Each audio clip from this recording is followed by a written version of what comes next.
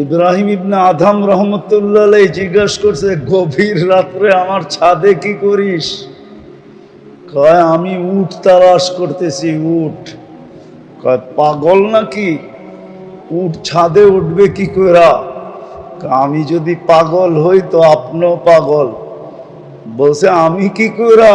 কয়, তাহলে রাজ প্রাসাদে বসে আল্লাহ পাবেন কি করে? জীবন চেঞ্জ। কথা কিন্তু লম্বা না। দিল দেমাগ ফাইরা সব বাহির হয়ে গেছে। ওই দিনই রাজত্ব ছেড়ে দিছে। এতটুক কথায় জীবন চেঞ্জ। বনি ইসরাইলের সবচেয়ে বড় বদমাশ ইতিহাসের পাতায় পাওয়া যায়, যার নাম কিফিল। এতটুক কথায় শুধু জীবন চেঞ্জ। বলছে, কাঁদিস কেন? তোর গায়ে তো এখনো আঙ্গুলের ছোঁয়াই দিলাম না। বলছে, কেন কাঁদি জানিস কিফিল? আমি বাজারি মেয়ে না, এটা আমার পেশাও না। তুই তো চেহারার সৌন্দর্য দেখেই আমাকে নিয়ে আসছিস টাকা দিয়া, তাই না? কাঁদতেছি এই জন্য যে আল্লাহ সৌন্দর্য দিল, কালকে এই চেহারাটা ওই আল্লাহকে কি করে দেখাবো? কিফিল ওইখানেই চিৎকার দিছে আর জমিনে পড়ছে। ওরা বলছে, বোন, তোর গায়ে তো এখনো আঙ্গুলের ছোঁয়া দিলাম না, তাতেই তোর এই অবস্থা। তাহলে আমি কিফিলের কালকে কি হবে? টাকার থৈলি তোকে দিয়া দিলাম, আঙ্গুলের ছোঁয়া তোর গায়ে লাগাবো না, কিন্তু একটা অনুরোধ করব, যদি তুই রাখিস। বলছে, সেটা কি? বলে, হাত দুইটা উঠায় চোখের পানি দিয়ে আল্লাহকে একটু বইলা দে না যে আমি তওবা করলাম, আমার তওবাটা যেন কবুল করে। ওই রাত্রেই কিফিলের মৃত্যু। ঘরের দরজায় লেখা উঠছে, কদ গফার আল্লাহু লিকিফলিন, আল্লাহ কিফিলকে মাফ করে দিয়েছেন। মজলিস বেশি লাগে না, একটাই যথেষ্ট। যদি শোনার মতো হয়, মজলিসের মতো হয়, আর কথা যদি দিলে কাথে। হ্যাঁ, সত্য এটাই। হাজারো কাহিনী আছে। এক কথায় জীবন চেঞ্জ। আরে জীবিত মানুষের কথা তো দূরের কথা, মৃত্যু মানুষের কথায়। মালিক ইবনে দিনার রহমতুল্লাহ আলাইহির মেয়ে স্বপ্নে বাবাকে বলছিলেন, বাবা, এখনো কি ফিরে আসার সময় হয় নাই? কোরআনের এক আয়াত শোনায়া দিয়েছেন, যার অর্থ, এখনো কি মুমিনের ফিরে আসার সময় হয় নাই? বাস ঘুমের থেকে উঠতে দেরি, মালিক ইবনে দিনার চেঞ্জ হইতে দেরি হয় নাই। যার নামই ছিল মালিক ইবনে দিনার। আর একটা কাহিনী মনে উঠলো, এই জন্য শোনাইতেছি। ওনার জামানায় এক বাদশাহ ছিলেন, ইয়াজিদ বিন মুহাল্লাব। বড় প্রতাপশালী, ইসলামের জগতে বড় প্রতাপশালী বাদশাহ ছিল ইয়াজিদ বিন মুহাল্লাব। তো মালিক ইবনে দিনার রহমতুল্লাহ আলাইহির জামানায় তো শান শওকতের সাথে বাড়ির থেকে বাহির হইতেছিলেন, একটু উঁচা জায়গায় দাঁড়ায় মালিক ইবনে দিনার রহমতুল্লাহ আলাইহি তাকায়া তাকায়া দেখতেছিলেন। আর যখন বাদশার চোখে চোখ পড়ছে, তখন একটু বেঁকা চোখে দেখছে, মাথাটা একটু বেঁকা করে, চোখটা একটু বেঁকা করে দেখছে, একটু ইনসাল্টের ভঙ্গিতে দেখছে, হ্যাঁ ও প্রতিফন্নের ভঙ্গিতে দেখছে। মালিক ইবনে দিনা ইয়াজিদ বিন মুহাল্লাব ডাকছে, এদিকে, তুই কি আমাকে চিনিস না? সে তো বলতেছে, তোমার চেয়ে আমি তোমাকে ভালো চিনি, তোমার চেয়ে আমি তোমাকে। আচ্ছা, আমার চেয়ে কেউ, অন্য কেউ আমাকে ভালো চিনতে পারে? তো ইয়াজিদ বিন মুহাল্লাব বলে, এটা আবার কি বলতেছো? তুমি আমার চেয়ে আমাকে ভালো চিনো? সেটা আবার কি করা? তো মালিক ইবনে দিনার রহমতুল্লাহ আলাইহি বলতেছে, আমা কানা আউয়ালুকা নুতফা, তোর প্রথমটা কি একটা বীর্য ছিল না? তো মালিক ইয়াজিদ বিন মুহাল্লাব বলতেছিল, বালা। কেননা আগের যুগের বাদশারা, সম্ভ্রান্ত মানুষরা, টাকা পয়সাওয়ালা লোক, বিত্তশালীরা বেয়াদব ছিল না। সম্ভ্রান্ত ছিল কিন্তু কি কি বেয়াদব ছিল। আরেকটা শব্দ বলতে পারি, মানুষ বেয়াদব কখন হয় জানেন? যখন তার ভিতরে অহংকার ঢোকে। অহংকার ঢুকলেই কি হয়? বেয়াদব হয়। এর আগে বেয়াদব হয় না। বেয়াদব হইতে হলে প্রথম লাগে অহংকার। যখন অহংকার ঢুকা যায় তখনই বেয়াদব হয়, আদব কায়দা বেড়ে যায়। তো আগের যুগের লোকের অহংকারই ছিল না, প্রতাপশালী ছিল, বেয়াদব ছিল না, অহংকারী ছিল না। তো ইয়াজিদ বিন মুহাল্লাবকে জিজ্ঞাসা করছে, আমা কানা আউয়ালুকা নুতফা, তোর প্রথমটা বীর্য ছিল না? বলছে, বালা, অবশ্যই। বলছে, আখিরুকা জিফা, তুমি মরা গেলে ফুলন্ত ফাটন্ত দুর্গন্ধময় একটা লাশে রূপান্তরিত হবে না? বলছে, বালা, অবশ্যই। বলছে, বাইনাহুমা তাহমিলু কাদিরা, এটা দুইয়ের মাঝখানে তুমি আর আমি একটা পেশাব পায়খানার টুকরি। আর কি পেটের ভিতরে কি? আরে বলেন না।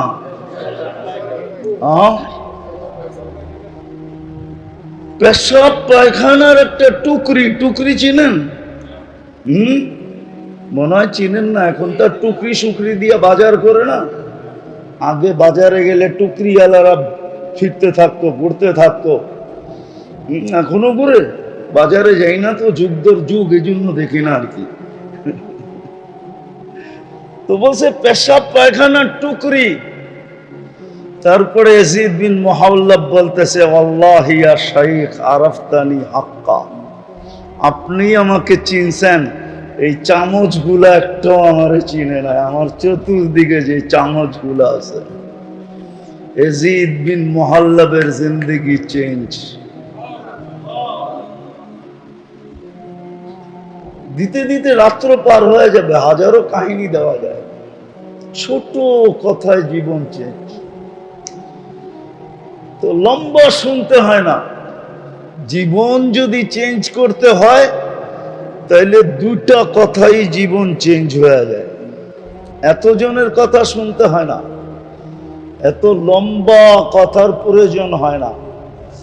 আজকে তো জীবন চেঞ্জ করার ইচ্ছা আমাদের নাই।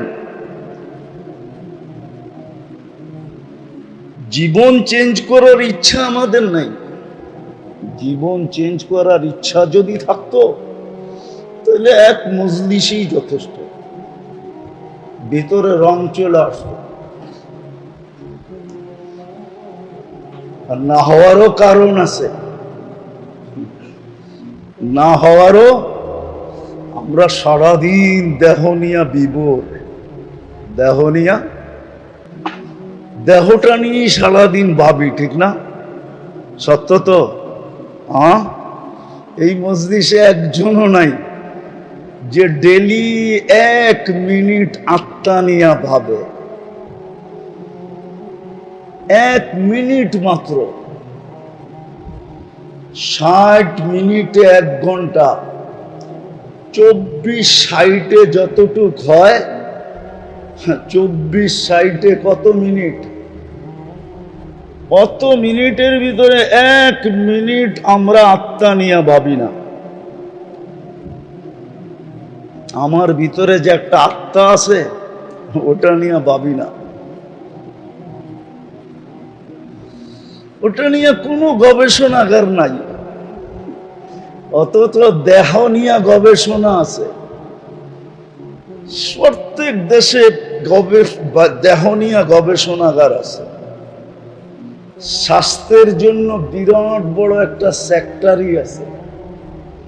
স্বাস্থ্য মন্ত্রণালয়, এটার কাজই মানুষের দেহ নিয়ে ভাবা, দেহের রোগ নিয়ে ভাবা। দেশের সিংহভাগ পয়সা এর পিছনে খরচ হয়, নাইলে ড্রাইভার 400 কোটি টাকার মালিক হয় কি করে? কত? কে কি? তাইলে যার গাড়ি সে কয়শো কোটি টাকার মালিক।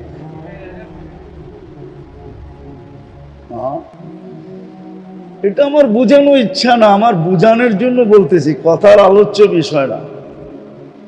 দেহ নিয়ে তো গবেষণাগার আছে, সারা দুনিয়ায় যেটা দেহ নিয়ে গবেষণা করে ওটার নাম WHO, বিশ্ব স্বাস্থ্য সংস্থা। আজকে আমি জুমায় বলতেছিলাম আর হাসতেছিলাম, কেননা শারীরিক রোগে তো যার হলো সে আক্রান্ত হয়, শুধু তার পর্যন্ত সীমিত থাকে, কিন্তু আত্মায় যখন রোগ হয় না, এটা পর্যন্ত পুরা দুনিয়া পর্যন্ত ছড়ায়া থাকে। শুধু সে আক্রান্ত হয় না, পরিবার আক্রান্ত হয়, পরিবার হয় না মহল্লা হয়, শুধু মহল্লা হয় না এলাকা হয়, এলাকা হয় না পুরা দেশ হয়। যদি পুরা দেশ কেন পুরো দুনিয়া মানব জাতি আক্রান্ত হয় যখন আত্মায় রোগ হয়। আত্মা যখন কারো লোভ, আত্মার রোগ, শরীরের রোগ না। লোভ কি কি কিসের রোগ? লোভ আত্মার রোগ, এটা শরীরের রোগ না। লোভেই তো পুরা নদী খায়া ফেলছে, ঠিক না? কি আমার তো ওই দিনও মনে আছে এই নদী কত বড়। বড়ই তো হইলাম ঢাকা শহরে, ডাঙ্গুটি খেললাম ঢাকা শহরে। ৭৬ থেকে পড়ি কামরাঙ্গি চরে পড়তাম, ৭৬ আমি ভর্তি হয়েছি কামরাঙ্গি চরে নুড়িয়ায়। ওই থেকে তো এই নদী দেখতেছি কত বড়, কিন্তু লোভেই তো এই নদী খায়া ফেলছে, ঠিক না?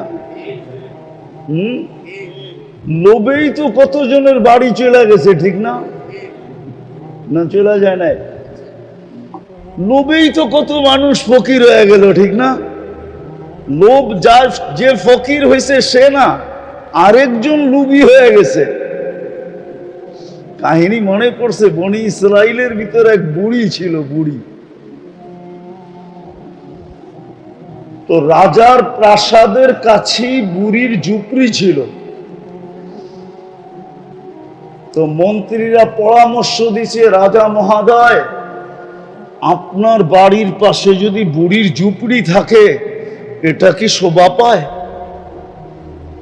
তো বলছে কি করব, দেওয়ালটা একটু বাড়ায় নিলেই তো বাড়ির সৌন্দর্যটাও বাড়ে, ঝুপড়িটাও থাকে না। তো রাজার বুঝে আসছে।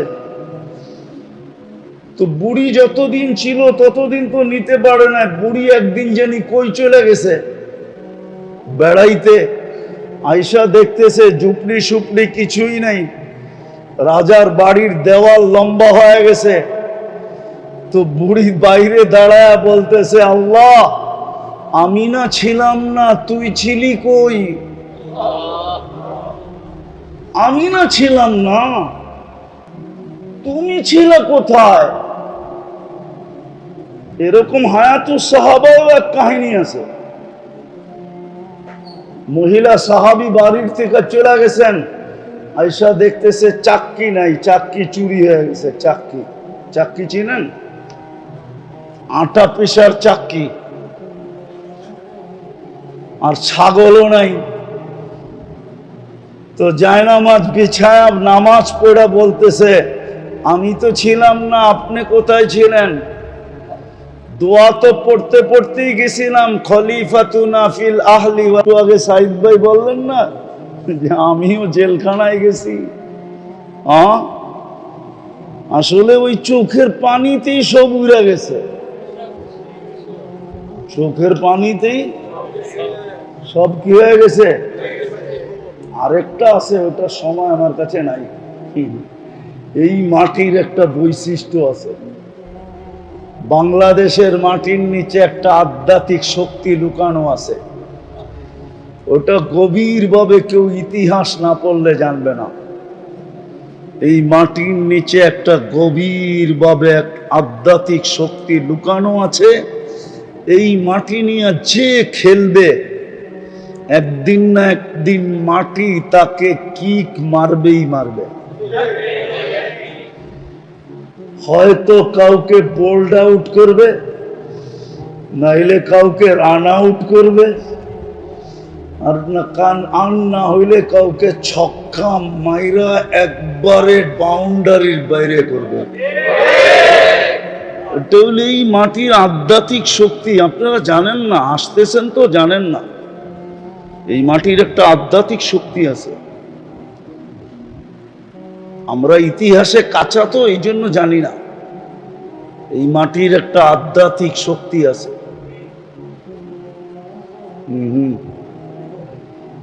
বলার সময় হবে না, এত লম্বা বলা যাবে না।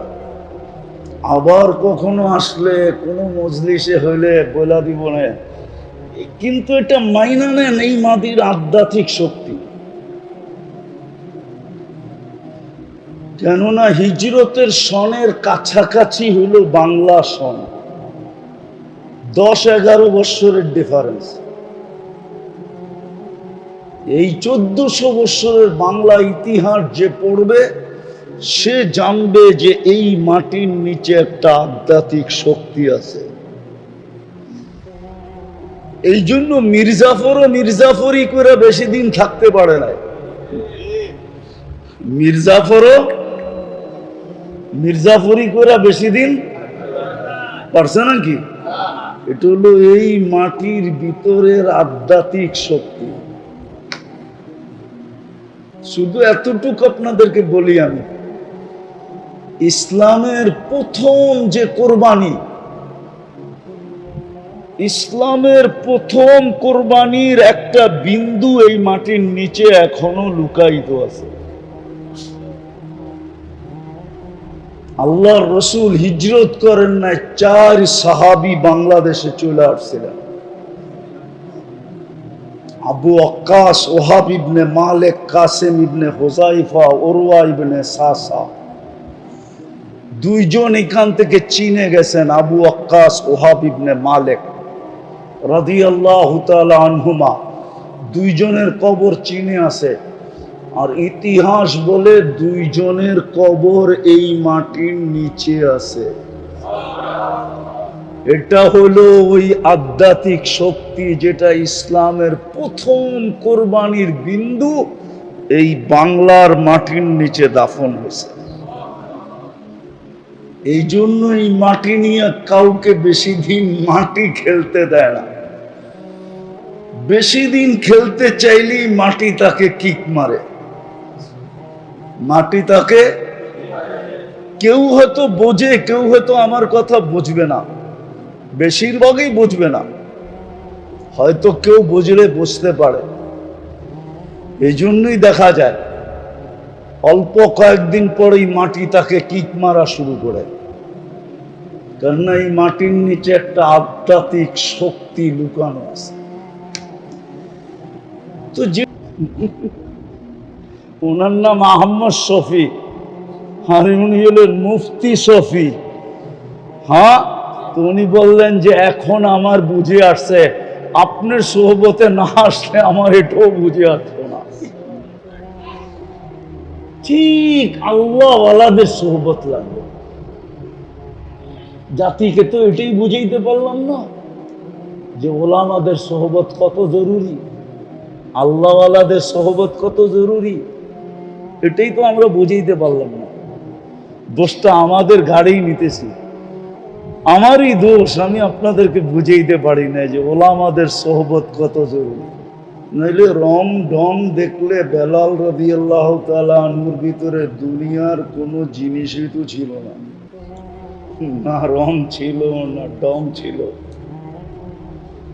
ইথিওপিয়ার মানুষগুলা এখনো দেখলে হাসি লাগে। আমি অতিরঞ্জিত করতেছি না, আমি 6 বার গেছি ইথিওপিয়া। তো মাঝে মাঝে বেশিরভাগ মানুষ দেখলে হাসি আসে, মনে হয় ডাইসের ছোঁয়াই লাগায় নেয়। নাক দেখো কেমন, পাও দেখো কেমন, ঠোঁট দেখো কেমন, রং দেখো কেমন, কিন্তু আল্লাহর কাছে আকর্ষণের পাত্র ছিল, ঠিক না? আল্লাহর রসুলের কাছে আকর্ষণের পাত্র ছিল। কেমন আকর্ষণের পাত্র ছিলেন এটা দুনিয়ার সামনে তুলে ধরার কোনো প্রয়োজন নাই। যে বেলাল রাদিয়াল্লাহু তাআলা আনহু আল্লাহর কাছে কেমন আকর্ষণের পাত্র ছিলেন, জমিনে চললে জান্নাতে পদধ্বনি হতো। নাইলে আল্লাহর রসুল কোত্থেকে এসে মেরাজের রাত্রে জিজ্ঞাসা করলেন, মা বালুকা, বেলাল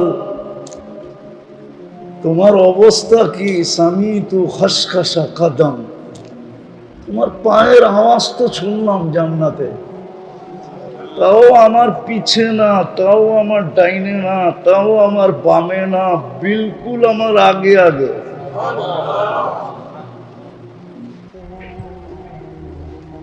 আল্লাহর কাছে যদি আকর্ষণের পাত্র না হইতো, তাহলে জমিনে চললে কি জান্নাতে পদধ্বনি হয়? এরকম বেলাল রাদিয়াল্লাহু তাআলা আনহু একা না, ওনার সাথী সঙ্গী একজন ছিলেন, হারেস বিন নোমান। বেশি প্রসিদ্ধ সাহাবী না। আল্লাহর রসুল যখন জান্নাত করতেছিলেন, সায়ের করতেছিলেন, তো ওনার কোরআনের আওয়াজ শুনতেছিলেন।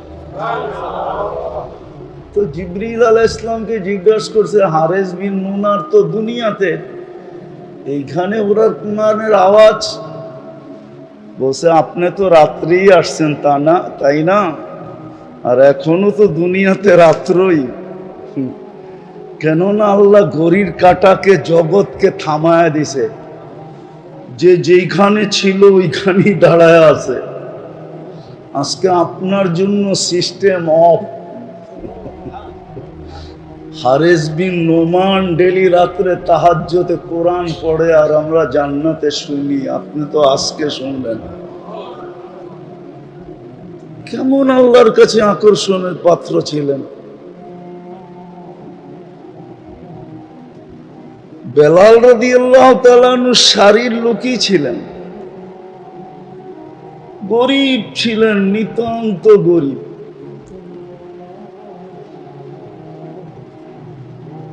তো বংশ, বুলি, রূপ রেখা দ্বারা কেউ আকর্ষণের পাত্র হয় না।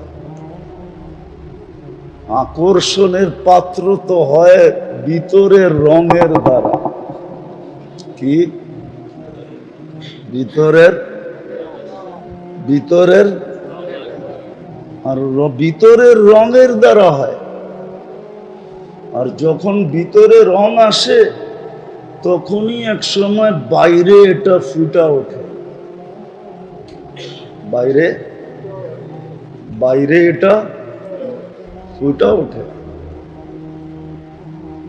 গোলাপের প্রথম ভিতরে রং আসে, তারপরেই এটা বাহিরে ফুটা ওঠে। তো ভিতরে রং আসলেই বাহিরে ফুটা ওঠে। সত্য এটাই। আগে ভিতরে রং আনতে হবে। ভিতরে যখন রং আসবে, তখন বাহিরে ফুটা উঠবে। আল্লাহওয়ালাদের জিন্দেগি এটাই। হাফেজ জি হুজুরের জিন্দেগি বলতেছিল না,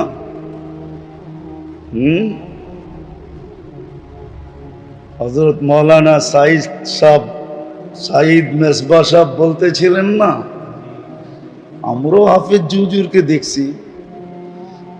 কামরাঙ্গীরচর আসলে এখনো আমার হাসি লাগে, যে দেখলাম কি, হইলাম কি। হইল কি, আপনাদের এই জায়গাটা দেখলো হাসি লাগে। দেখলাম কি ছোটবেলা আর হইল কি, কেননা অনেক সময় তো এইখান দিয়ে পার হইতাম হাঁটতে হাঁটতে, নদী এত শুকাইতো যে নৌকা থাকতো না। বিডিআর 1 নম্বর গেট, ওইখান দিয়ে একটা বটগাছ ছিল, জানি না এখন আছে কিনা। নদীর পারে ইট বালু বিক্রি হতো, ওইখান দিয়ে পার হয়ে পাতাইলা কামরাঙ্গীর চর মেরা দিতাম নুরিয়া মাদ্রাসা। তো হাফিজি হুজুর রহমতুল্লাহ আলাই বাস্তবিক ভিতরে ছিল রং, বাহিরে ওটা ফুটে উঠছে। রংটা কোথায় ছিল? আল্লাহওয়ালাদের রং ভিতরে হয়, তারপরেই ফুটে ওঠে। রাবেয়া বসরিও রহমতুল্লাহ আলাইহা, রাবেয়া বসরির বাড়ি আর বেলাল রাদিয়াল্লাহু তাআলা আনহুর বাড়ি 1 থেকে 1.5 ঘন্টার দূরত্ব। কিন্তু রাবেয়া বসরির নাম এখনো শুনলে মহিলারা চুমা দেয়। রাবেয়া বসরিও কৃত দাসী ছিল, ওর ভিতরটা রঙিন ছিল। আজকে আমাদের ভিতরে রং নাই, সব রং উপরে। সব রং কি? সব রং। যুবকের যৌবনের রং উপরে, ভিতরে নাই।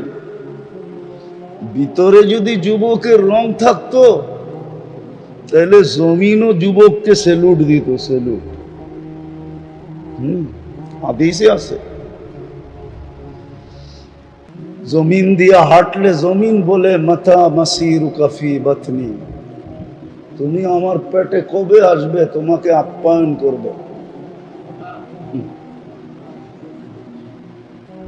জমিনও সেলুট দেয়। রাস্তাও অন্যের রাস্তা, অন্য রাস্তার উপরে গৌরব করে। দেশও অন্য দেশের উপরে গৌরব করে, মহাদেশও অন্য মহাদেশের উপরে গৌরব করে। কি আপনার কি বিশ্বাস হয় না? এশিয়া মহাদেশ সারা দুনিয়ার উপরে গৌরব করে। প্রথম তো গৌরব করে এশিয়া, যে আমার কোলের ভিতরে হইল মক্কাতুল মুকাররমা। সৌদি আরব এশিয়ায় না, না ইউরোপে, না রাশিয়ায়, কোথায়? তো এশিয়া সর্বপ্রথম গৌরব করে আমার পেটের ভিতরে কি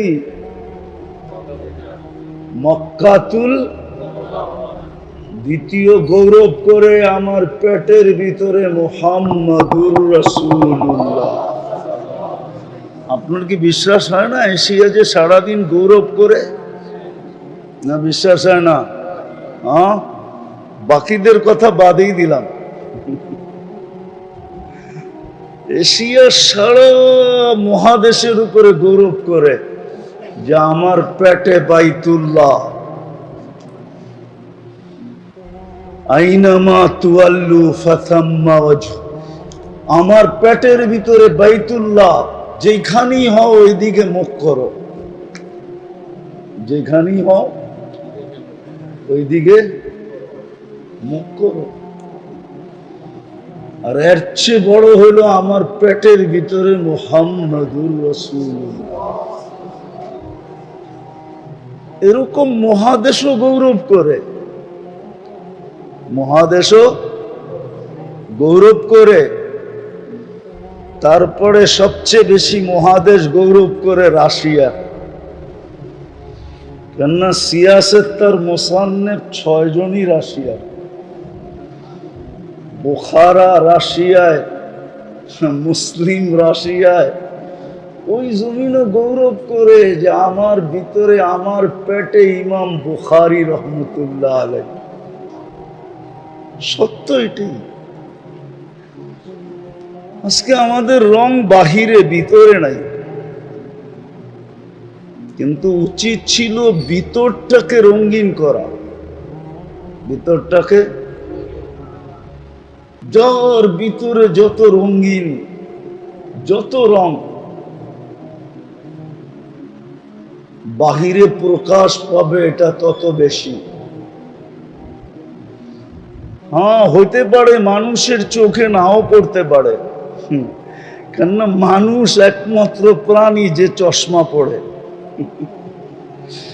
মানুষ একমাত্র প্রাণী যে লেন্স লাগায়। কি বলে না, চোখে অপারেশন করে। হ্যাঁ, আরে অপারেশনটার নাম বলেন না, ছানি অপারেশন করে। মানুষ একমাত্র, আমারও অপারেশন করা, মানুষই একমাত্র প্রাণী যে চশমা পড়ে। এর জন্য বলতেছিলাম, মানুষের চোখে রং নাও পড়তে পারে, যুবকের রং মানুষের চোখে নাও পড়তে পারে,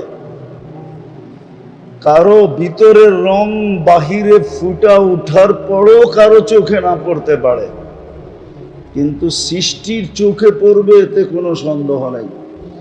কেননা সৃষ্টি চশমাও পড়ে না, আবার সৃষ্টির চোখে ছানিও পড়ে না। একমাত্র মানুষের চোখে ছানি পড়ে, একমাত্র মানুষই চশমা পড়ে, আর কোন সৃষ্টি চশমা পড়ে না। কেউ প্রমাণ দিতে পারবে না। চোখের ডাক্তার একমাত্র মানুষের জন্য, পশুর ডাক্তার চোখ, পশুর চোখের কোনো ডাক্তার নাই। মনে হয় বুঝাইতে পারতেছি না। বিদায় সৃষ্টির চোখে পড়বেই পড়বে যখন ভিতরটা রঙিন হবে। আজকে আমাদের ভিতরে রং নাই, সব বাহিরে রং। আর ভিতরটা রঙিন হবে যখন আল্লাহর রহমতের ছোঁয়ায় সব সময় থাকবো। এই জন্য এই সমস্ত মজলিসে আমরা আসি বটে, কিন্তু যেইভাবে শোনার ওইভাবে শুনি না। যেইভাবে পরিবেশ বানানো ওইভাবে বানাই না। ওইভাবে যদি শুনি মনোযোগ দিয়া, পরিপূর্ণ মনোযোগ দিয়া, তাইলে আল্লাহর কথা সত্য, লাআল্লাকুম তুরহামুন। রহমতের কানেকশন, রহমতের সম্পর্ক তোমার সাথে হবেই হবে। তখন আর শত মজলিস দরকার হবে না, এক মজলিসে জিন্দিগি চেঞ্জ। কয় মজলিসে? আমি আপনাকে প্রমাণ দিতে পারবো। হাজারো লোক আছে, ইতিহাসের পাতায় খোঁজলে পাওয়া যায়, কিতাবাদিতে খোঁজলে দেখা যায়, সামান্য কথায় জীবন চেঞ্জ।